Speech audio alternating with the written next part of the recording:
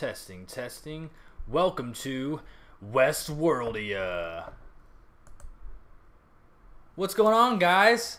You know, just Aaron and Pete sitting out here in the middle of the Utah, plateaus. Yes. It's quite nice. Oh, sorry, the camera's a little blurry. Let me... Nice dry air. Much better. And welcome all to WestWorldia, the first WestWorld talk show brought to you by PanNerdia. And, well, not the first probably WestWorld talk show, but the first one here on PanNerdia. And we're happy to have you guys here. We're happy to host. Haha, get it? WestWorld. Get it? Happy to host. Such a great show. Maybe we could have some guests over as well. Oh, haha.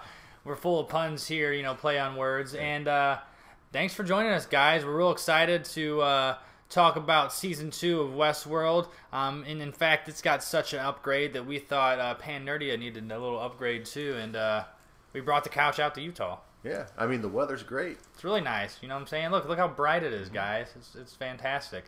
But yeah, we want to just kind of talk about Season 1 of WestWorld. But first, we want to give you guys a preview, and I'm sure you guys saw this trailer, of Season 2 of WestWorld. Something to, get you a little excited. Because we're real excited. Get your palate salivating for more. Right. And here we go. Let me go. This is a new setup, guys, so kind of bear with us as I get shit going. New show on PanNerdia. We're covering a big budget HBO show. Might as well have PanNerdia's budget kind of go up. A little bit. You know what I'm saying? Just like this. Blam! What? I dreamt I was on an ocean. That's amazing. Dang it, Bernardo. There's a TV floating in space. And the others out here in the distant shore. What? So there's the ocean because they're on the edge of the park now. Kind of post the first season's shenanigans. Dreams don't mean there's actually a Morse code hidden in those little boxes there with that little digital stuff showing on the beach. A fan found a secret trailer from this trailer. Ooh. Yeah, it's pretty cool. Because it's not completely honest. Trailer. But also, I love how they use old classic rock music and they put it in the Western piano. Yeah. I was at the symphony today, and I was thinking, wow, I would like to hear some of that, live in front of me. Right. The symphonic version of old classic rock. It's amazing. Very, very good aesthetic choice, I would say. But speaking of aesthetic choices, man, this season, until this point, the stakes were never real. Quite the brutal one. I mean, take a look at this. We're looking at. Hold on, let me look at it. She's something reprogrammed. No, but she's not real. What are they showing here? There's headquarters, right? Yeah, showing more of Maeve. There's Maeve getting all her army stuff together, huh? Taking action. Kind that will never know death. Some more of old William, but even him, it showed him in the main base too. So we're going to see more development of how he kind of turned into the Man in Black. We've ridden 10 miles and all we've seen as well as kind of is this really what you want? The armies, Dolores and Maeve are going to start kind of building. Now, and this is my question, my kind of theory. We've got to get more into it though. Revenge. It's just a different prayer at their altar, darling. Dolores and Maeve, are they going to be on separate sides? Kind of fighting for the same cause to a degree, but having their own motives? I have a hunch They wanted a place hidden from God.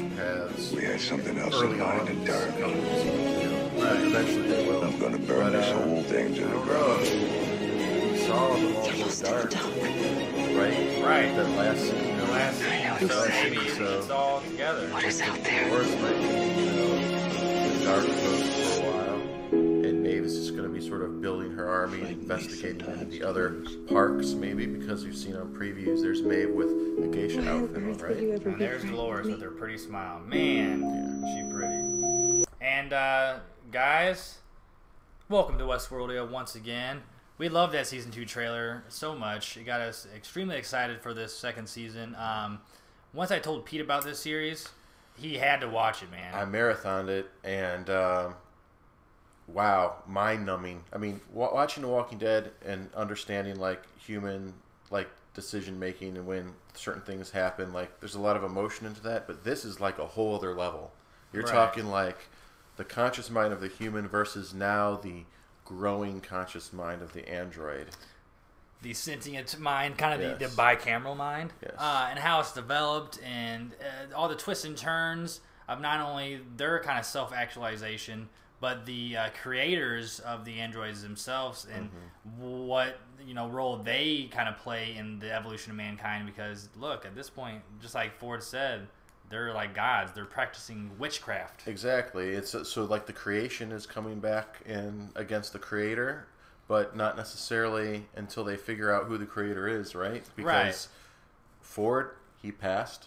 He passed. Or did he? Was that his android that passed? Did he make him duplicate himself, or did he kill himself in order to do what Arnold did, and that's have his unconsciousness kind of slip into the program? Right, to leave the live vessel to forever be cemented into their world. And I that's kind of where I'm thinking it's going. And, it's just the way they reached that. They had so much story building to build the actual world of WestWorld. Not only with the androids, because at first when you watch it, you don't really know who's who, who's a host and who's a guest, and they do such a good job. And then they start doing this amazing job, kind of lost J.J. Abrams-esque of kind of flip-flopping timelines, and you thinking certain things are going on. You thinking Arnold's, not Arnold. I mean, Bernard is talking to Dolores secretly the whole time in the main timeline, where in fact they were just showing us Arnold the whole time. Yeah. So many just in-your-face things that ultimately build this amazing Even when you maze. Get to the point where you're like, okay, mid-season from season 1, you're like, all right, fine. I'm just going to imagine everyone's an android, or everything's made up except for maybe a couple of characters. And then even when if it happened or not, there would be another twist or turn or something revealed. Right. So it's just it's so much to take on. That's what I'm saying. You learn one person's this, and then you learn there's even more to that person being who you didn't think they'd ever be, and then that ties into even more. And then it leads into this amazing season 2 that they have hinted that's not going to be as kind of in the spirit of Lost or J.J. Abrams. It's not going to be that kind of intertwining, but more straightforward. That's what I love about this HBO program, is that they were straightforward with the first one. Like, they were. Of course, they were introduced through a few different characters to see sort of like the steps of entering WestWorld or starting your day when you're programmed, because they're all on a loop. Yeah. So like that was really great, but they sort of just laid it all out there for you, and then left a few things a mystery. But then by the time you get midway through the season, you figured out, okay, like this is where the headquarters is. This is where this town is, and this is the size of the actual theme park, which is ginormous, vast. Yeah, and it's still kind of left up to your kind of mind's eye of exactly how far in the future are they, and exactly where the hell is this enormous park. That alone is like a whole show in itself. Right? Like, what is it? On a space station. Is it on a space station? Is it on the moon? Is it on Mars? I mean, like... Is it actually in Utah in a post-apocalyptic world, post-dystopian? Is it... there's a theory out there that it could be somewhere in China. Yeah. There's a lot of theories, but we don't know too much about the real world of the WestWorld universe quite yet. Which is also intriguing, because it helps we come to know and love of the universe of the actual park, and not what the park is. You think Jonathan Nolan or Lisa Joy, the creators of this HBO version of WestWorld, you think they're ever going to reveal the year that Ford and Arnold like started the park, where William, the man in black, like first was coming to the park and visiting it? Like, what possible year that could be? Is it like 400 years in the future, 1,000 years in the future? Like, what are the clues in the show or on the World Wide Web? Please comment. Give us what you think. I've delved into some, and some I think are a little whack, and I'm not going to say them all right now. One of them gives me the idea that it's not as far in the future as we thought, and another one makes me think that it's farther in the future than I thought. So there's a lot to be seen, and a lot to be discussed. And let's go ahead and kind of start picking at it ourselves by getting into the minds of the androids themselves. Okay. And what better to start it off with the oldest host in the park, one of my favorite characters. Probably not my favorite. I mean, she's right there at the top because she's the main character of the show, Dolores herself. All right. So are we going to go talk just android or just favorites, and then? We'll just do an android at a time. All right. I got it set up here for us to start off with The hosts, yes. Dolores herself here. So, well, Dolores Abernathy, played by Evan Rachel Wood. Great actress. My God. Her and, I mean, by far the best when she's being reprogrammed, naked in the chair, right? Like the rest of the androids, turning on and off those emotions. Oh, what an amazing and voice actress! inflections. Oh yes, the voice inflections. Dude, it is cow. superb. Creepy, so good. It was creepy good. You know. Yeah, like incredible. I mean, I've never even heard of this actress beforehand. You know what I'm saying? I really haven't. And then to see her in season 1, and then hopefully in season 2, I would imagine it's going to be even better. Her acting is just stellar. And her singing is pretty good too, because her and the actress Angela that plays one of the horrors, or not Angela, the other horror, Clementine, Penny Feather. She's playing the piano on an HBO little plug thing, while Dolores, or Evan Rachel Wood rather, is singing. And she's singing? She's singing a classic rock song. Oh, nice. But they're doing it like, old just Western piano style, and Western style. Pretty good, and not even dressed up in their character outfits, just dressed up, in their regular. So she's a true thespian. I she dig really that. is. She really That's is. awesome, man. Well, she plays a farmer's daughter on a loop, like all these androids do. But a lot of the time she's getting raped, and her father's getting killed, and her little farm's getting plundered. So they just patch them back together and send them out.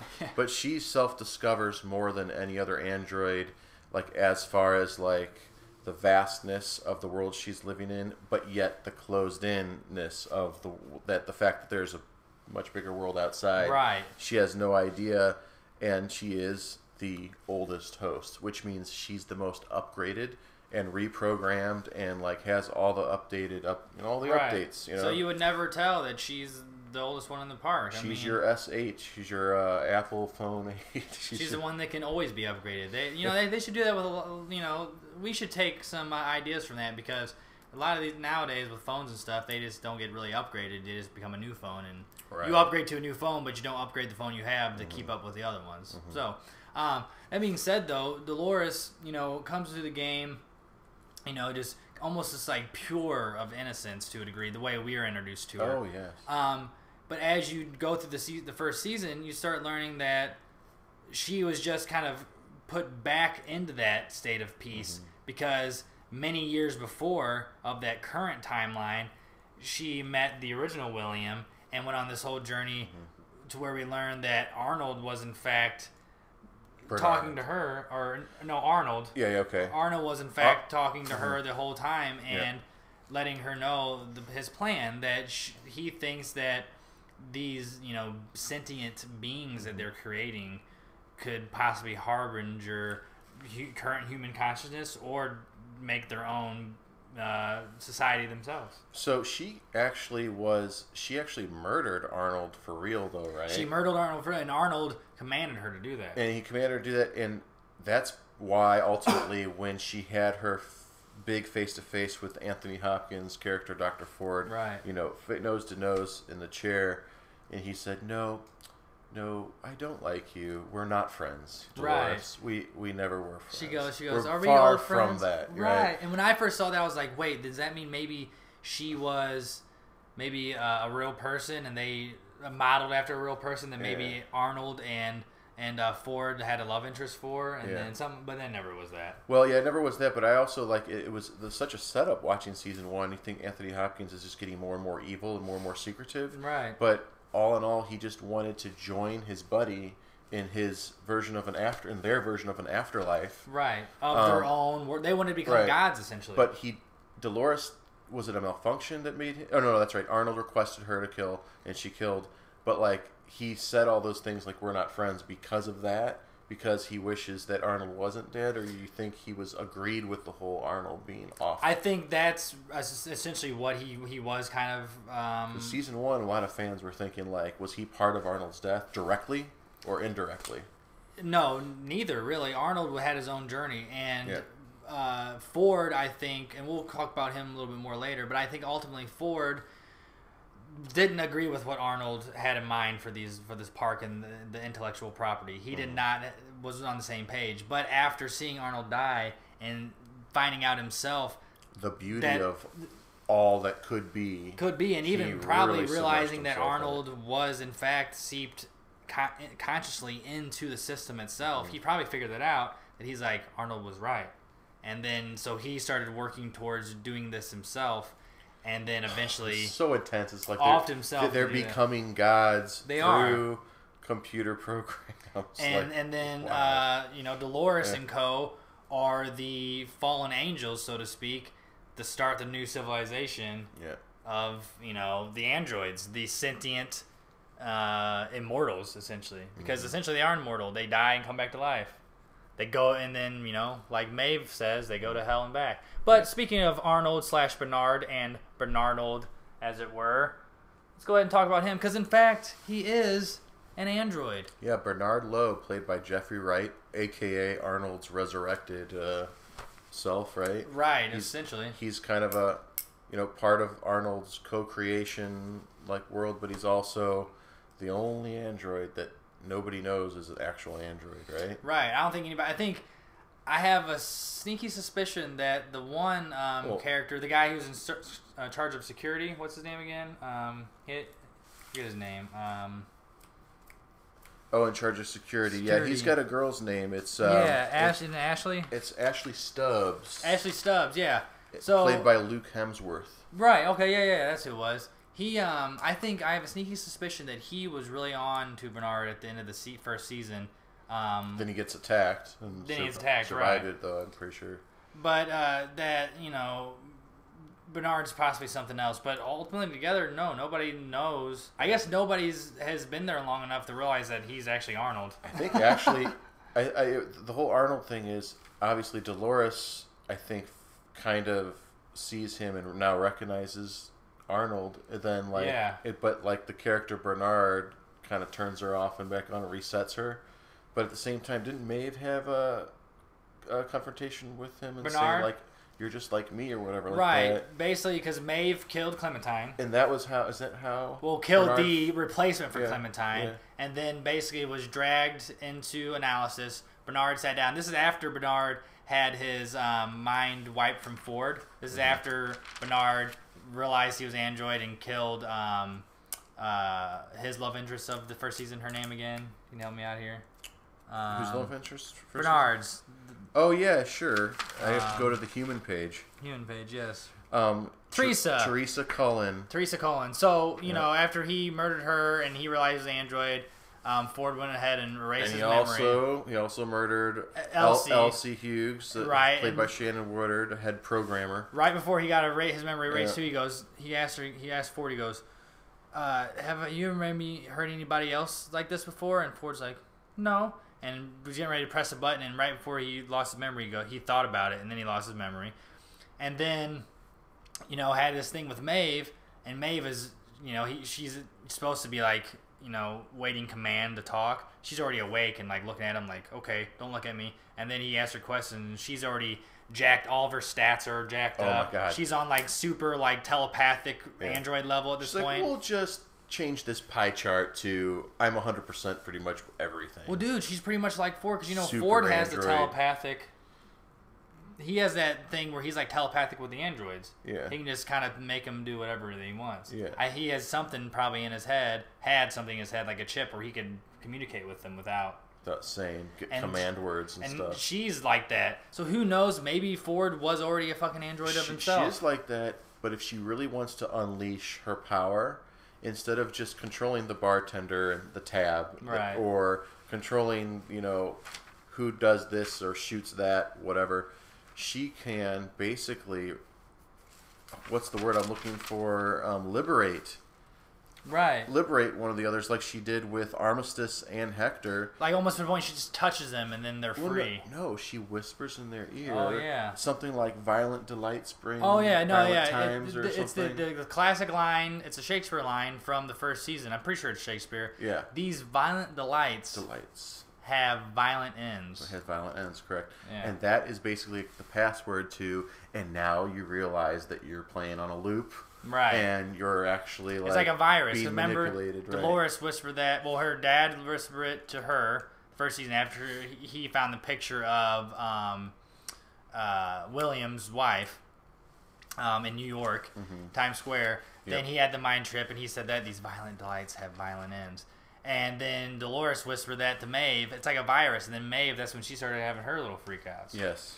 But apparently she had her own freak out like a year and a half prior when she was on the whole prairie scene with her daughter. And then the man in black came to get information by cutting her scalp.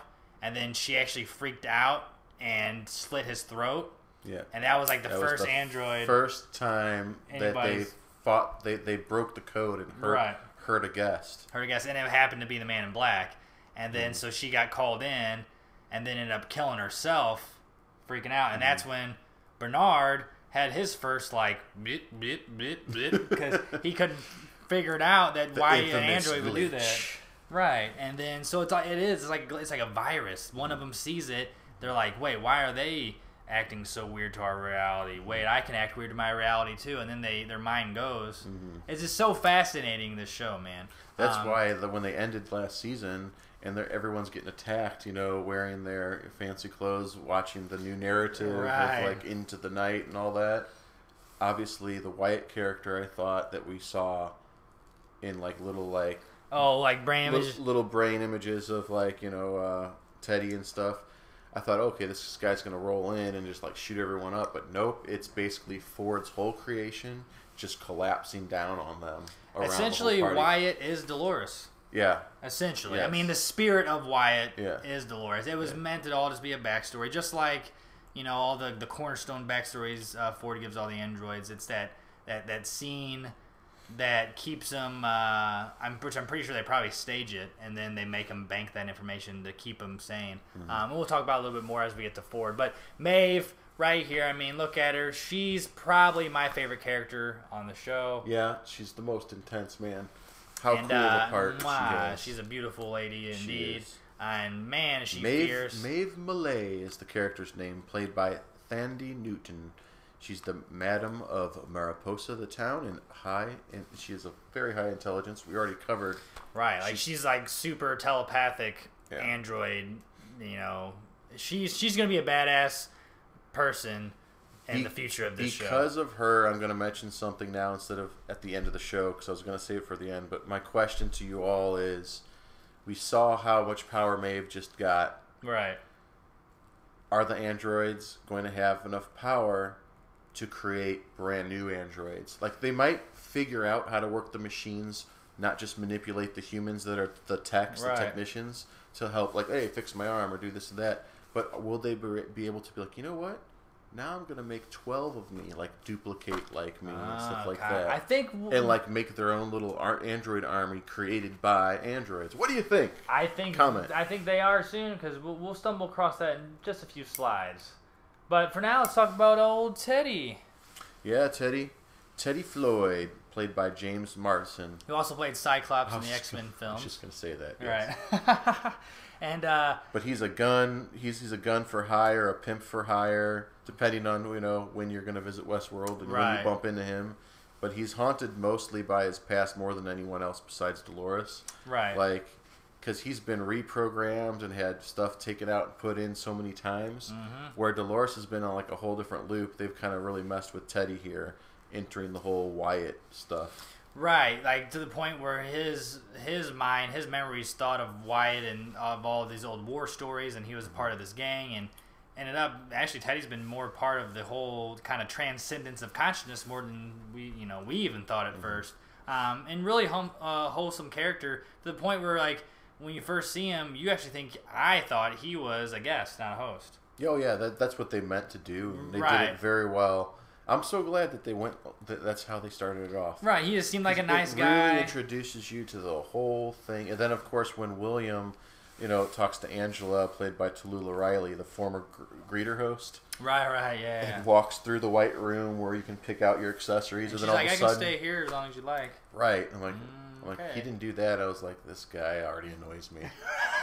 Like, how far did you travel to even get to that place? It's like his brother-in-law had it right. He had if you're into bisexual, this. But he was ready to get down. Dude, android, girl, android, time to party. He was down to get down right when he got in. And he was still putting his pants on when he made it into the little... So you walk through the whole thing, walking down the hall, and it narrows, and the door opens, and you're in like a club car of an old-fashioned train, and then you don't realize you're moving. And then but you're moving. Right. Like, and then you're in Utah.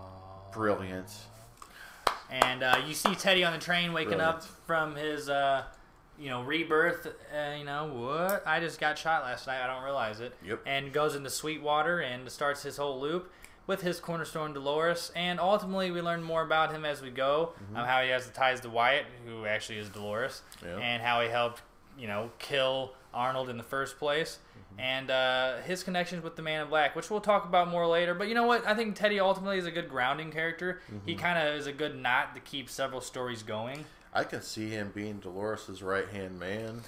I would like him to have more of his own story to Dream Man and all that. Like, they're probably together going to be...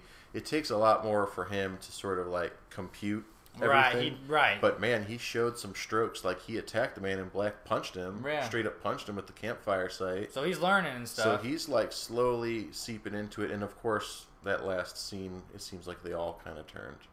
Right. Kinda. We're not sure. And even the promotional material, we see, him with Dolores to get together on horseback again, but a little more tactical this time around, not as more romantic-y. But let's move on now to, of course, Hector, which is the kind of rogue rebel, how they say half savage, kind of not desperado, but villain, heel, if you will, of WestWorld. Has this big looping story. Will come to town. He tries to get the safe. Maeve ends up roping him in to taking down the gods in hell.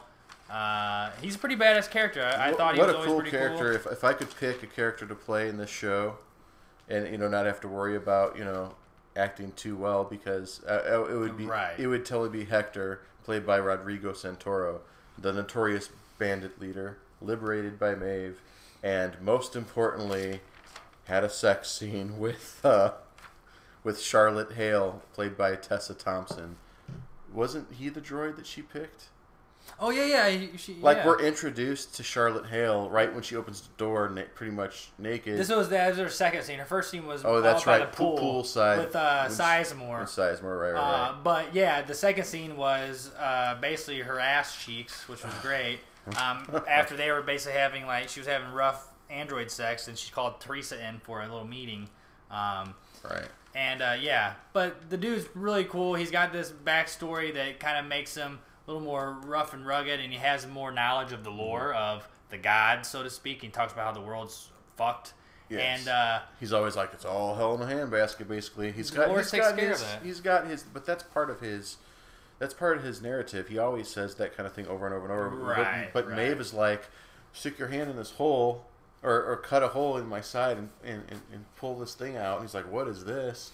And then she shows him the pictures, maybe just in that same scene. Yeah, the pictures of the... look like moon men.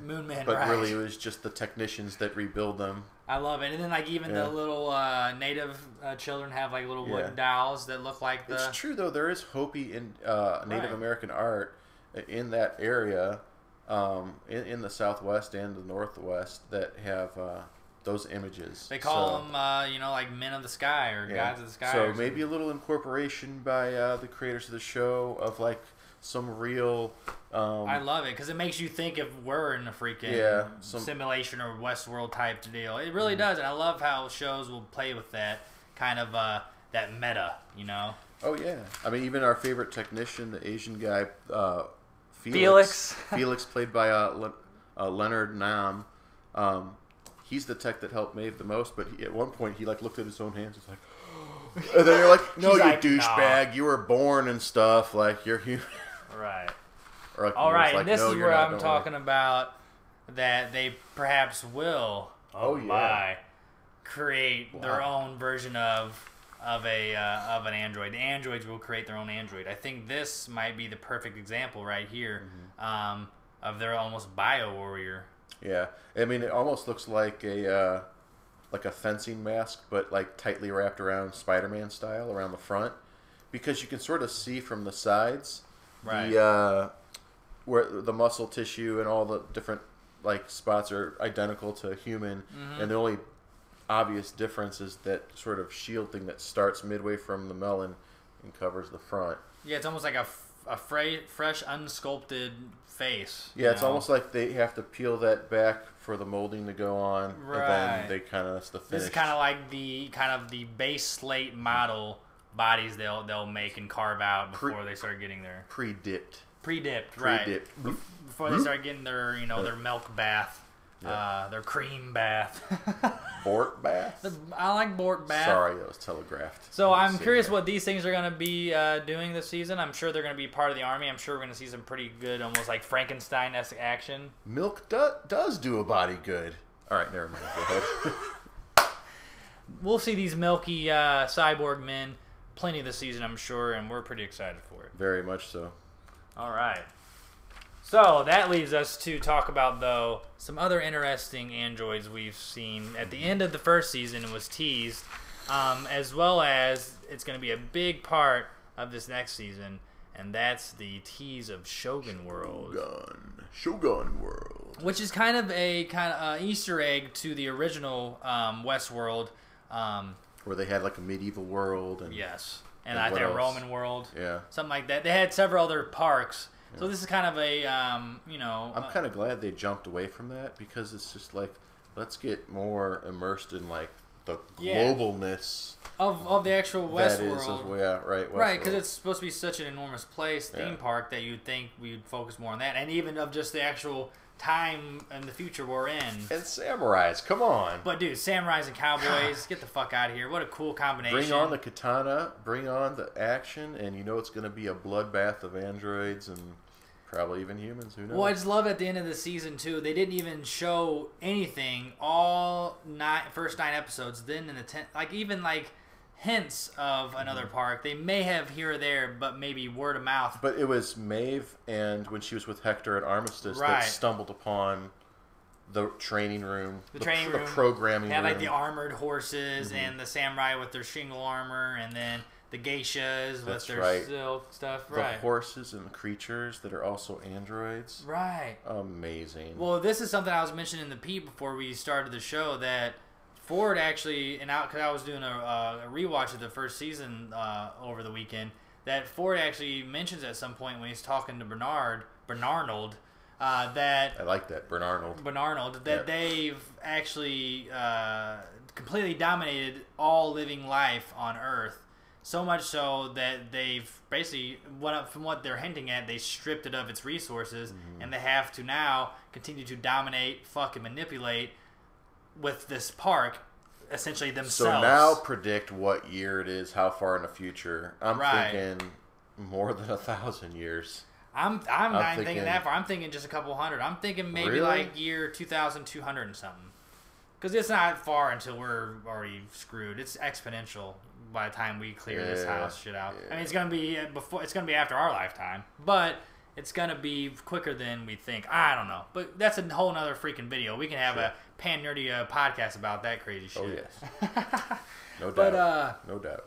Ultimately, Shogun World's introduced at the end. They stumble upon it, Maeve and co, and they show the little signs of it.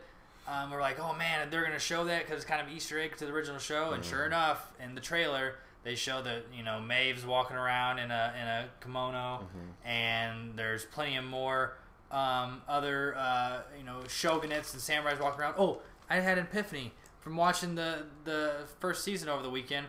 They do have a small Easter egg before the last episode when they're showing when Delos is trying to set up Dr. Ford and show Clementine like being violent. Yes, they have that Asian gentleman like smack her across the face and shit. Turns out he's actually an android too. Oh yeah, right. And you're wondering, wait, an Asian Japanese man android? I haven't seen any Japanese or Asian-esque androids in WestWorld the whole time. Well, that's why he was like Japanese mafia looking. He was like Yakuza. He was like an original creation of the Shogun World, probably just pulled out to be that certain stand-in. In modern clothing. Right, which is interesting. So that's a little Easter egg I stumbled across. Yeah. But, Well, since you were talking about Hector, you might as well talk about Armistice. Well, here, so, I thought I had a picture of Armistice in here, to be honest, but still on Shogun World here for a second. If you do have a picture of her, I might end up just doing the rest of the show like this. Right. Watching the snake tattoo the whole time. So yeah, there's a little clip of the armor, but that was around the scene when Maeve, Hector, and Armistice were running through the facilities. Correct. And Armistice, kind of funny, loses an arm. Right. So I'm curious if she's gonna get like a cool new upgrade, like kind of Full Metal Alchemist, or it's like gun arm, or big old claw arm, or sword arm, or something. I would love it, dude. Yeah, I'm curious if she's coming back. I would say with that last little scene, how she like ended up taking her arm out and ended up proceeding on killing those soldiers. She's gonna be back. I would hope so. She's played by Ingrid Balso Berndahl. That's one I won't say again. We'll just call her Ingrid. That's a mouthful, yeah. Yeah, but the snake tattoo bandit liberated by Maeve, lost an arm. I think some of the best. Well, we'll get to that later. Right. But she was fantastic. Even when you were doing that time jump where you saw her in a church, just a regular person. When you and saw then all her, of a sudden now she's this badass bandit with like all these like she had like a dress and no tattoo, and she was real soft and delicate. Right. And then she gets to this point where she has like these red, bloodshot eyes, tattooed face, and hard ass. Yeah. All right, so now let's talk about the humans of Westworld, shall we? Sure. So-called humans, right? And this could cover a lot of grounds, from not only the original creator, Ford, Dr. Robert Ford himself, to also the Delos Corporation in general, so on and so forth. So, Dr. Ford, we've talked about him a lot already, but let's kind of touch on him a little bit from Season 1 and kind of predict if he will, in fact, be in Season 2. They, of course, hired or got, on Anthony Hopkins. Really, let's be honest. Not only is he one of the best actors in the world, but they got him for a big name to draw people to the show. And it doesn't matter if he's like a flashback, or if he's an android, or if it's just more of him. Hell, man, they even took images of Anthony Hopkins when he was very young and CG'd it. I love him walking through the hallways right past Dolores, right before Dolores went in and offed, I think, really Arnold, cool. Right? So, or around that time. Right. So that was really... So they can do anything. This is HBO. Right. The budget is very high. Holy cow. And, whether or not he's going to be a big part in Season 2, I think he will be. Whether it be his voice or kind of like, we were mentioning memories of him. He'll be kind of like the role that Arnold was in the first season, where he'll be like that voice in their head, that conscious, that God speaking to them from the other realm. But like we mentioned, I think he kind of carried on Arnold's legacy, perhaps after someone realizing the true intent of what Arnold had in mind. Hey, I can see the resurrected Arnold like getting stronger inside Bernard to the point where he goes in that little underground facility and creates Anthony Hopkins. So basically, he does the same thing that Dr. Ford did. He brought back Arnold as a whole different character many years later, where people were like, "Oh, he was here all along, working here." So they ended up making him immortal, essentially, and they become gods again, like we mentioned. I think that's ultimately what the show might be getting at, is like the creation of a new species. You can really get philosophical in it, or you can get reference to biblical and like ancient history and stuff, and all the little references and stuff like that. But this is really true sci-fi to, like, I mean, this show should capture people of all ages and races that love sci-fi and not even love sci-fi. Yeah. Because it just makes you question reality, everything, and then where we're going. It makes you think way farther into the future. Right. Way farther than... And it's really entertaining.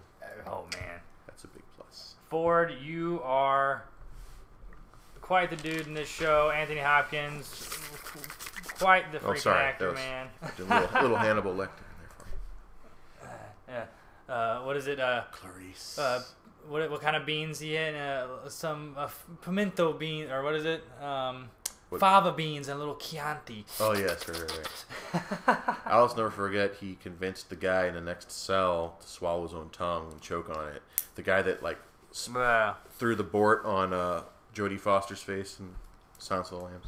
So, let's talk about Delos now. Yep. The corporation, the investing corporation, essentially. Yes. Because we learned through the flashbacks of William and I forget the other guy's name. His friend, not Jimmy, Delos. With James Delos. James, so Jimmy, I guess that's played right. by Peter Milan. He's the founder of Delos, or Delos Destinations, Inc. Right, and they come in because the park originally with Arnold and Dr. Ford, they created it out of their own kind of whim, and then big investment business companies come in, and yeah, because before the company came in, all the narrative, all the creations, all the names, all the backgrounds, all the computer programming was just them. it's kind of like independent. Yes. And then the major record label or the industry comes in, and takes over and makes it more mainstream. Hence Delos, and then we spring up to the kind of future timeline, so to speak, or the current one that we're familiar with the Man in Black. Delos is there to try to kind of push Ford out because they want a hold of that intellectual property. Charlotte Hale, the Delos executive director, she schemed to fire Ford all along, but she wasn't expecting Teresa Cullen to just disappear in thin air. Right. You know, she obviously Ford, with help of Bernard under his control, murdered her and Elsie. So Charlotte now is the biggest character. You think she died in that slaughter at the end? I don't think she did. She's too much of a high-paying actress right now. Do you think she's out there surviving for her life, or do you think she found like people that work there to like help her escape? I think something's gonna help her escape somehow, and she's gonna be a big part in the retrieval and takedown of the current chaos, and as well as the rebuilding of the park. Because at this point now, she probably thinks if she rebuilds it, she'll have a so chance of owning it. Better chance of a couple extra nude scenes. Who knows? That wouldn't be bad. I'd love that. HBO, right? Oh boy. So yeah, I think Delos is going to be a big part of this. I mean, this is going back always from the first movie. Delos was the company that was in that, so they're keeping that lore the same. Even if you go back and watch before they even mentioned Delos in the actual show, Michael Crichton. I want to say Crichton, but I would say it's like the original Crichton, the original director, the Jurassic Park. Jurassic Park, and wrote the book and all that. So many books, but I didn't realize Delos was an original name. Yep, it was an original, so they kept that, and it's just really cool. They're keeping all that in here, and I think, like I said, Delos is going to play a big part. Obviously, they're the ones who are probably supplying all the military for hire, or perhaps their own personal militia. I would say their own. I mean, if they're in charge of something as big as WestWorld and the other theme parks, like there's multiple parks. You got Shogun World now, and who knows what else. Like, they've got their own military. Yeah, that makes sense. I would believe it. Speaking of, there's a guy by the last name of Strand, not first name, like from Fear. Right. But Carl Strand, played by Gustav Skarsgård. I guess he was in that Viking show. He's the head of the Delos, like, sort of military. And we're going to embark. Oh, so he's going to be a new character. We're going to embark on him. Just because you were talking about military and I like that, and James Delos, I guess that's the closest thing to, like, you know, the head honcho that we're going to get is this new character, Carl Strand. So you think we're going to see James again? Because remember, William sent him naked on a horse off into the edge of the park. Yeah, why not? You think we'll probably see him again? Doesn't mean he's dead. Doesn't mean he's dead. He's just kind of gone for a little bit. And speaking of old William, let's talk about the Man in Black, old Billy himself. I have to say that the guy that played the young William, Jimmy Sampson. Yeah, Simpson, I think. Simpson, yeah. He reminded me of what's the actor's name? It'll hit me later. So he annoyed me quite a bit. He annoys me a little bit because he was a funny, goofy character in It's Always Sunny in Philadelphia. Really? A character who wears tighty-whities and a robe and drinks milk and has a really creepy brother, and they're all like supposed to be incest people. Oh my god! So every time I see him, I think of that character from. He's one of the McBoyle twins. That's what their names are. The McBoyle twins. So he's the reoccurring character that I somehow missed out on that show. Yeah, but not one of the main characters that actually work and hang at the bar. Yeah, he's a reoccurring one. Gotcha. And he's also in House of Cards as well. But in this show, I kind of got over that after a while, and I did appreciate the actor. At first, he was annoying to me. Well, I mean, I didn't see it in a bad way. Like he did a bad job. Like I think he was pulling off the whole character of, you know, I came all this way to do the opposite of what my brother-in-law wants to do, And it got to the point where it's like, where are you going with this, man? Right. And then you figure out he's the Man in Black, just, you know. And let's be during honest the here. early years of WestWorld's theme park opening. How long did it take? How quick did you figure out that was the Man in Black? I figured it out before they had presented it, just because when I started giving up on who's an android and who isn't, right? It got to the point where obviously this guy is looking for this maze when the maze is just for the androids, for their own self-discovery. It has nothing to do with him, just like Ford said. And it got to the point where everyone else watching the show, probably the first part was when the picture was discovered of William's wife in New York City. That picture was rediscovered again. Then he pulls it out a second time, and that's when everyone's like, "Oh!" And it all came together. Right. But I think before that, the episode before that, I was on to it. Right. I think I stumbled onto it after they revealed the whole Bernarnold thing. Yeah. That's when I pretty much stumbled on it. My contact's messing with me right now, guys, so I apologize. My eye looks a little red. But once they revealed that, there was something, I forget what it was exactly, that kind of like opened up that door, and I was like, oh, then he's totally the Man in Black. Him, You know what I'm saying? But they really let loose when they showed the whole Maeve thing. When they totally did. First android fighting back, and how it like that's when he was like, "There's more to this. He wants more." And the duality of young to old William as well. Well, obviously, the old William, we find out that his wife committed suicide by taking the wrong drugs, but really it was just she was fed up because his own offspring, as he mentions in the show, he's like, my kids told me like she killed herself on purpose because you're a monster. Right. And I didn't realize exactly how big of a monster it was till I started coming here.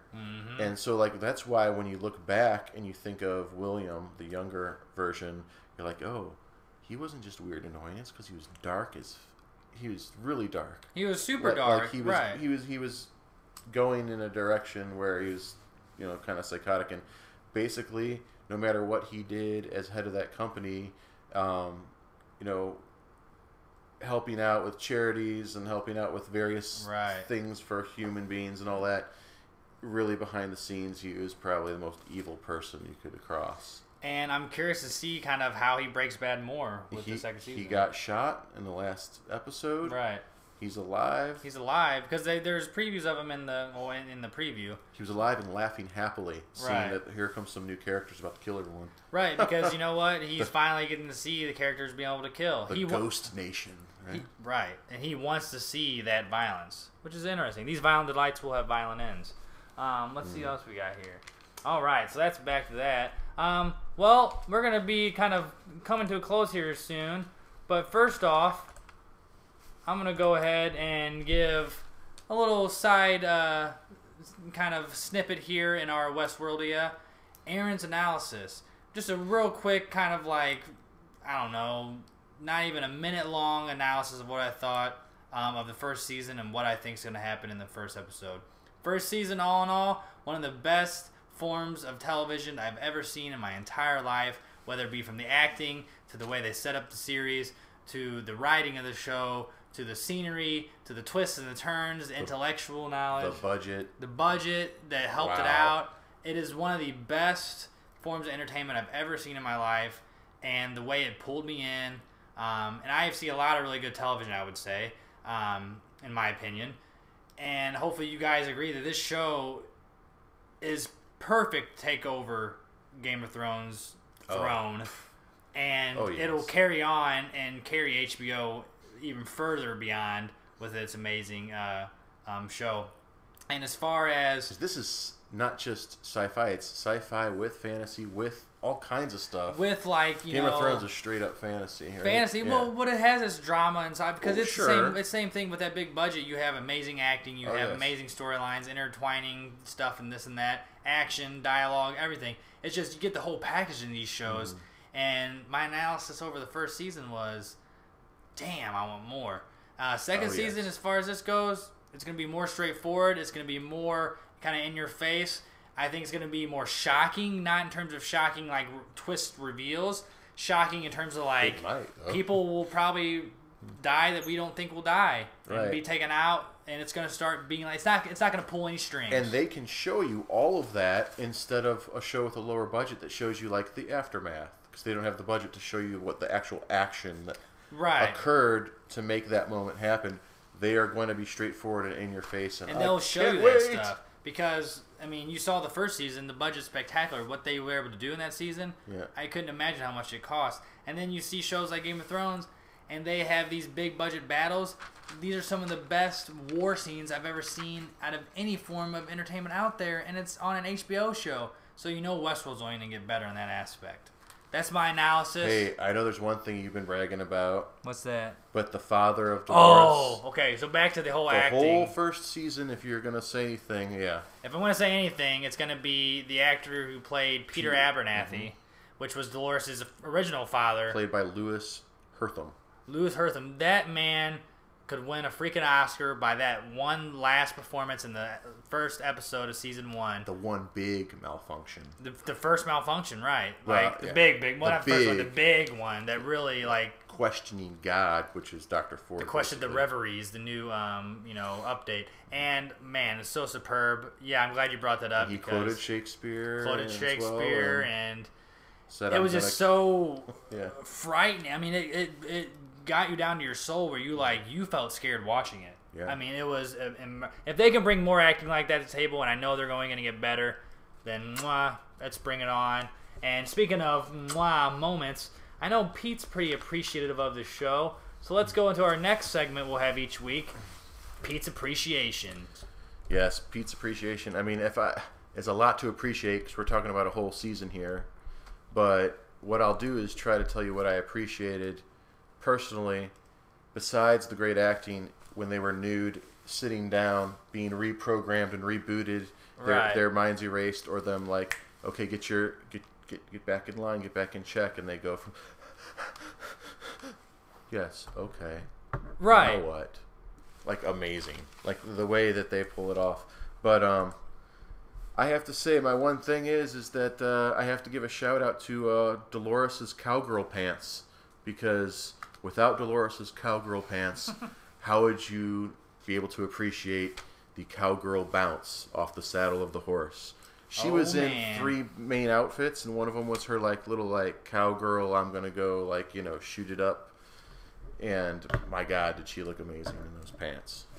Oh yeah. For Pete's sake, please put her back in the pants. And you know what? We've seen a lot of photographs, and this is another Pete's appreciation thing. Is that what I also appreciate is having those sneak peek photographs a few weeks ago of Dolores, but in more of like a modern clothing. And same thing with the James Harden's character Teddy. Oh, so they might become welcome wagon people, kind of like that Angela chick was, and then she became a Wyatt person. Yeah, because it shows her in a black modern dress stepping out to a balcony of somewhat of a futuristic city. And then there's a still shot of her in the same type of dress but white, but still, very futuristic kind of. And I'm not sure if it's she made it out. So maybe Maeve stays in, does the whole army thing, and tries to get back, or Dolores is like, I'm gonna go beyond the borders. I know Maeve's looking for a daughter too, so I'm curious to how they're gonna bring all these storylines together. Yes. But there's a little Pete's appreciation. And and that was my appreciation. But do any of you think that Maeve, how many did she react? I'm asking you. Did she reactivate everyone in the basement? Yeah. All the deactivated Okay, so that is her army then. Yeah, she's already kind of got an army. So they might start off with a huge bang. Let's talk about it. What are our predictions for the first episode of season 2? A mini war. A mini war right off the bat. Just no aftermath, it's been a couple days and now the army's coming. It's going to start off and show right where they left off with the shooting. I think so. I think it might end up. The real question is, will it start with Maeve doing her thing, or will it start off with the slaughter that it ended? Right. And they're going to go back and forth with that, because Maeve and her crew, they weren't near the whole slaughter scene. Right. Right. That was the whole new Ghost Nation mixed in with Dolores going Wyatt and everyone else going. So that's where I'm thinking haywire. they might be starting their own little mini armies to a degree, or maybe they ultimately have a puppet master, and we don't know that yet either. Oh God! See, that's why you can't predict. The predictions for this are hard, but we'll try to give them to you each hard. week. We'll try to, guys. But I think this first episode, let's straight up say it, it's going to be a really good one. It's going to be real exciting. It's going to draw us back into this world and give us something to look forward to each Sunday. WestWorldia. The IA is for intelligent analysis. Ooh. Or hope you guys like. No, I like that. Oh, it totally is. WestWorldia. WestWorld Intelligent Analysis. Brought to you by PanNerdia. This is our first episode, and we'll be back each Sunday for the continuing 9 following episodes. Because, you know, HBO does their shows in 10-episode increments, each an hour long. We'll see you guys each Sunday for another WestWorldia. Thanks for joining us here. Enough talking. Let's watch episode 1. Woo! Yeah. Peace, guys. Hope you enjoy, because we will. Enjoy the enjoyment, everyone.